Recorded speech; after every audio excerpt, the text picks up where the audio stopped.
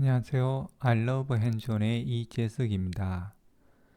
이번 시간에는 애저 기본사항 70번째 애저 서버리스 결정 기준에 대해서 알아보겠습니다. 이 문제사항은 MS 런에서 얘기하고 있는데요. 조금 헷갈려요.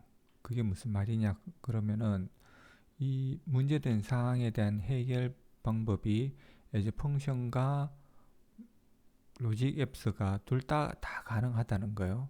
그런데 그 조금 더 합리적인 선택이 뭔지에 대한 전문가들의 어떤 식견 이런 것들을 알아보는 시간입니다.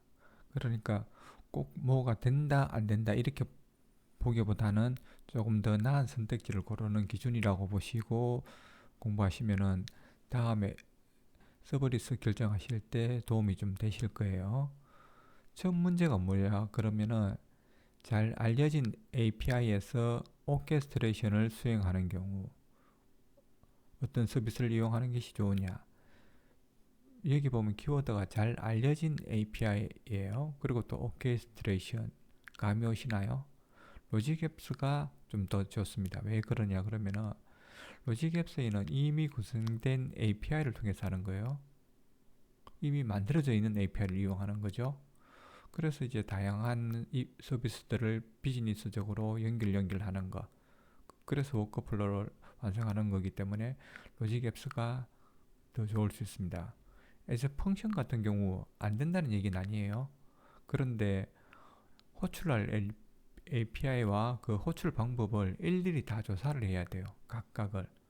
근데 로직 앱스는 400여 개의 커넥터들이 있거든요. 그걸 같이 다 쓰면 돼요. 그러니까 이쪽은 상당한 시간이 소요되고 이쪽은 다 만들어진 거 그냥 써도 된다. 이러면 로직 앱스가 이 문제를 해결하는데 조금 더 나은 합리적 선택이라는 거죠. 두 번째 문제를 보시면요. 사용자 지점 알고리즘이 있어요. 알고리즘을 뭐 논리 이런 것들 조건문 쓰거나 반복문 쓰거나 이런 것 통해서 해결해야 돼요. 그리고 특수한 데이터 구문을 분석해야 되고 데이터를 조회해야 된다.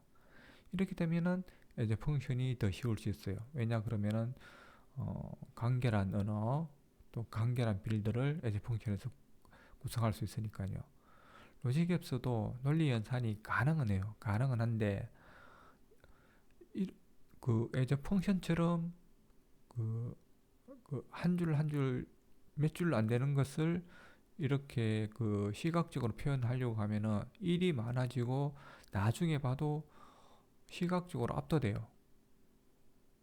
로직 앱스 같은 경우는 연결 하나하나 다 구성을 해야 되기 때문에요. 그래서 오히려 언어로 짠 것이 훨씬 더 쉬워 보이거든요. 나중에 보면은 그런 문제점이 있기 때문에 알고리즘이 좀 많이 들어간다 이러면은 로직 앱스는 좋은 선택지가 아니에요. 근데 기존에 세 번째 문제를 보면 기존에 자동화된 작업이 있다. 그렇게 되면은 이제 펑션이 더 좋을 수 있습니다. 그냥 코드만 갖고 오면 되니까요. 근데 기존에 자동화된 작업도 로직 앱스는 새로 일일이 하나하나 작업을 만들어서 생성을 해줘야 돼요.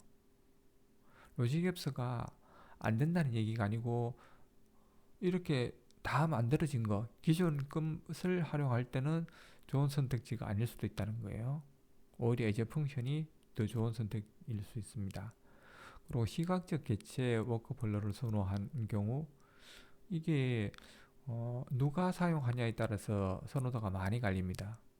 시각적 개체를 선호한다는 것은 비즈니스 전문가가 선호할 가능성이 많고요.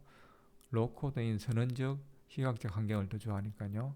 근데 전문 개발자들 같은 경우는 시각적 워크플로우가 있다고 하더라도 명령적 환경을 더 좋아해요.